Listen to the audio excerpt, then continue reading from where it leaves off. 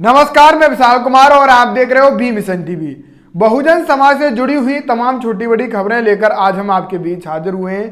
तमाम छोटी बड़ी खबरें विस्तार से समझाएंगे, साथ ही साथ एक बेहद ही महत्वपूर्ण विषय पर बातचीत करेंगे। कुछ सवाल आपके बीच रखेंगे जिनका जवाब आपको कमेंट बॉक्स में तथ्यों के साथ सोच समझ के देना है। फिलहाल सबसे ज्यादा जो बड़ी खबरें हैं वो बीएसपी अध्यक्ष मायावती और Bhim army chief Azad Samaj party के राष्ट्रीय अध्यक्ष चंद्रशेखर आजाद के द्वारा लिए गए तमाम छोटे बड़े फैसलों से जुड़ी हुई हैं। तो आप इस वीडियो में आखिरी तक बने रहें और इस वीडियो को ज़्यादा से ज़्यादा शेयर करें। तो आइए हम आपको सभी खबरें विस्तार से समझाते हैं। जैसा कि हम आपको बताने की कोशिश करें, बहुजन समाज पार्टी के अध्यक्ष मायावती जी पर हमेशा से एक आरोप लगाया गया है कि मायावती जी अब वर्तमान के समय में गरीब दलित शोषित वंचितों पर हो रहे अन्य अत्याचार के खिलाफ नहीं बोल रही है और ना ही उनकी बहुजन समाज पार्टी कार्यकर्ता, ना ही उनके बहुजन समाज पार्टी के पदाधिकारी मैदान में आ रहे हैं और ना जो पीड़ित परिवार है जिसके साथ अन्य अत्याचार हुआ है ना उसके साथ खड़े हो रहे हैं। ये आरोप वर्तमान में बहुजन समाज पार्टी और बहुजन समाज पार्टी के अध्यक्ष पर लगता आ रहा है। बहुजन समाज पार्टी अध्यक्ष मायावती के यानी कि हम आपको बताने की कोशिश करें तो दलित लोगों की वो आवाज़ कैसे उठानी है वो हम एक उदाहरण के तौर पर बताते हैं।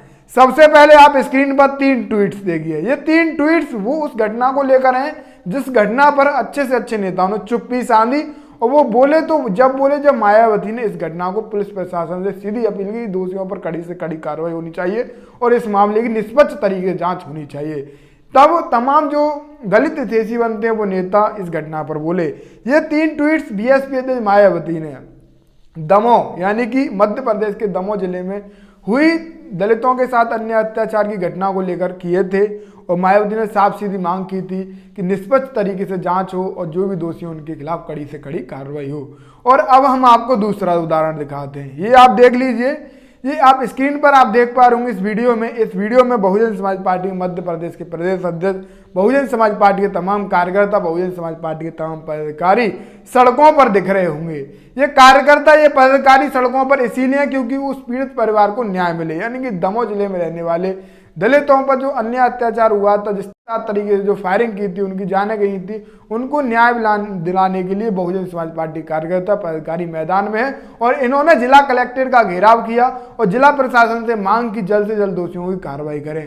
तो अब आप ये बताइए कि बहुजन समाज पार्टी पर इतना बड़ा आरोप क्यों लगाया जाता है कि मायावती जी दलितों की आवाज़ नहीं उठाती है, मायावती गरीब दलित शोषितों पर हो रहे अत्याचार के ऊपर नहीं बोलती है, मायावती जी चुप्पी साध लेती है। ये आरोप क्यों लगाए जाते हैं?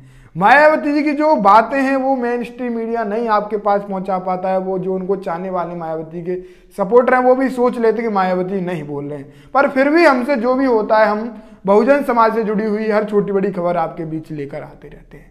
मायावती जी हर एक दलित घटना पर बोलती है। मायावती ने सबसे पहले ये 3 ट्वीट्स किए तो मायावती के समर्थक कहने लगे कि अपने तो अपने ही होते हैं, अपने ही होते हैं। तभी तमाम जो घटना है मायावती ने इस घटना पर सबसे पहले संज्ञान लिया और दोषियों के खिलाफ कड़ी से कड़ी कार्रवाई कराने की मांग की। मायावती के बाद तुरंत भीम आर्मी चीफ चंद्रशेखर आजाद का ट्वीट आया। चंद्रशेखर आजाद का ट्वीट देख पा रहे होंगे। चंद्रशेखर आजाद भी उनसे जो हो पाता है वो करने की कोशिश करते हैं। वो अपने क्षमता अनुसार यानी पीड़ित परिवार के साथ हर संभव मदद करने की पीड़ित परिवार की कोशिश करते हैं। चंद्रशेखर आजाद ने मध्य प्रदेश के दमोह जिले जाने का भी ऐलान किया है, वहाँ भी वो पीड़ित परिवारों से मिलेंगे। अब आप सोच रहे होंगे मायावती जी क्यों नहीं जा रही। मायावती जी जिस तरीके से हम आपको बताने की कोशिश करें, मायावती के तमाम पदाधिकारी पीड़ित परिवार के साथ कंधे से कंधा मिलाकर खड़े हुए हैं और मायावती की जिस तरीके से हम आपको बताने की कोशिश करें तो उम्र भी काफ़ी ज़्यादा है और तमाम जो पदाधिकारी उन्होंने बनाए वो भी तो कुछ करेंगे। अगर मायावती जी हर जगह पर जाती रहेंगी तो कार्यकर्ता जो पदाधिकारी वो भी तो कुछ सीखेंगे, इसीलिए मायावती उनको जिम्मेदारी दे रही हैं। और जो कार्यकर्ता जो पदाधिकारी हैं वो कंधे से कंधा मिलाकर पीड़ित परिवार के साथ हमेशा खड़े रहते हैं। हाँ, कमी सिर्फ इतनी है कि बहुजन समाज पार्टी कार्यकर्ताओं में वो अपनी जो करते हैं वो दिखा नहीं पाते। यानी कि जो जैसे कि आपको पता है दिल्ली के मुख्यमंत्री अरविंद केजरीवाल वो 5 रुपये का काम करते हैं, 50 रुपये प्रचार में लगाते हैं। ये काम बहुजन समाज पार्टी नहीं करती। भारतीय जनता पार्टी 5 रुपये का काम करती है, 50 रुपये प्रचार में लगा के 500 का काम दिखाने का काम करती है जनता को। यानी कि हमने ये 500 का काम कर दिया। एग्जाम्पल के तौर पे मैं आपको बता रहा हूँ, बहुजन समाज पार्टी अपना काम करती है। बहुजन समाज के तमाम नेता, तमाम कार्यकर्ता, तमाम जो संगठन है वो भी काफ़ी ज़्यादा बड़ी आर्थिक स्थिति से गुजर रहे हैं। बहुजन समाज पार्टी को चलाने के लिए जिस तरीके से खर्च होता है वो भी आप सोच भी नहीं सकते कितना पार्टी को चलाने के लिए खर्च फंड चाहिए होता है। ऐसे ही संगठन है, चंद्रशेखर आज़ाद भी अपने स्तर से जो भी होता है उनके कार्यकर्ता वो करते हैं, और बहुजन समाज पार्टी भी अपने गरीब दलित शोषित वंचितों की आवाज़ उठाने में जो कर सकती है वो करने की कोशिश करती है। तो आप समझ सकते हो, आरोप प्रत्यारोप लगाने से पहले एक बार हर एक विषय पर आपको सोचना बेहद ही जरूरी है। बहुजन समाज पार्टी के तमाम कार्यकर्ता, भीम आर्मी के तमाम कार्यकर्ता पदाधिकारियों के साथ है। बस कमी सिर्फ उनमें इतनी है कि वो अपने काम को नहीं दिखा पाते। काम को दिखाने के लिए पैसा चाहिए, मोटी रकम चाहिए, मेन स्ट्रीम देने को चाहिए। मेन स्ट्रीम जब कहीं जाके वो खबर दिखाएगी। बहुजन समाज पार्टी के प्रदेश अध्यक्ष सड़कों पे थे, अगर इसी जगह पे भारतीय जनता पार्टी के प्रदेश अध्यक्ष होते तो पूरी देश और दुनिया की मीडिया बड़े बड़े कैमरों से उनको कवर कर रही होती और दिखा रही होती कि ये संघर्ष कर रहे हैं। पर बहुजन समाज पार्टी मध्य प्रदेश में नहीं है, सत्ता में नहीं है, पावर में नहीं है, पावर ऑफ बैलेंस में नहीं है, तो बहुजन समाज पार्टी के कार्यकर्ता पदाधिकारियों सबकी जो मेहनत है वो दरकिनार की जा रही है। तो आप इससे आहत ना हो, और आपके बीच जो भी है हम आपके बीच पहुंचाते रहेंगे बहुजन समाज से जुड़ी हुई खबरें।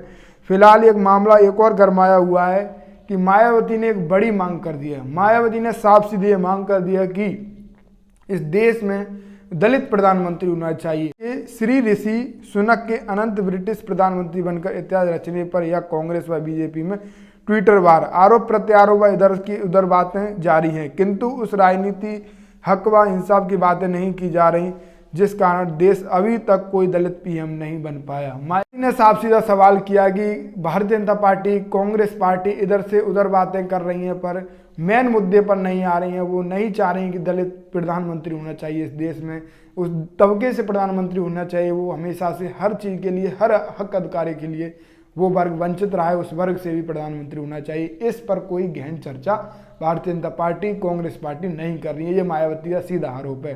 अम्बेडकर जी ने साफ साफ कहा था कि हम शिक्षा से पढ़ लिख कर डीएम एसपी बनेंगे और वोट की ताकत से सीएम पीएम बनेंगे, पर ये जो सपना है वो हकीकत में नहीं दिख रहा है। हमारे जो बहुजन समाज के लोग हैं एसपी डीएम तो बने, पर वो अपनी वोट की ताकत भूल गए। वोट की ताकत अगर आज होती तो आपको पता है उत्तर प्रदेश में बहुजन समाज पार्टी की सरकार पूर्ण बहुमत से आई, और बहुजन समाज पार्टी ने उन महापुरुषों के लिए क्या किया क्या नहीं किया वो जग जाहिर है। मायावती ने बहुजन समाज के महापुरुषों का इतिहास रचने का काम किया। जहां कहीं दलितों पर मीटिंग करने के लिए 2 फुट जगह नहीं थी, आज बहुजन समाज के तमाम लोगों पर बड़े बड़े पार्क हैं। लखनऊ जैसे शहरों में हर एक गांव में छोटे बड़े पार्क हैं जहां पर वो मीटिंग कर सकते हैं, अपने फ्यूचर के बारे में सोच सकते हैं, अपनी राजनीति पर चर्चा कर सकते हैं। ये सब मायावती ने दिया सरकार में। बहुजन समाज पार्टी जब सरकार बनी तो दलित समाज को ये सब दिया।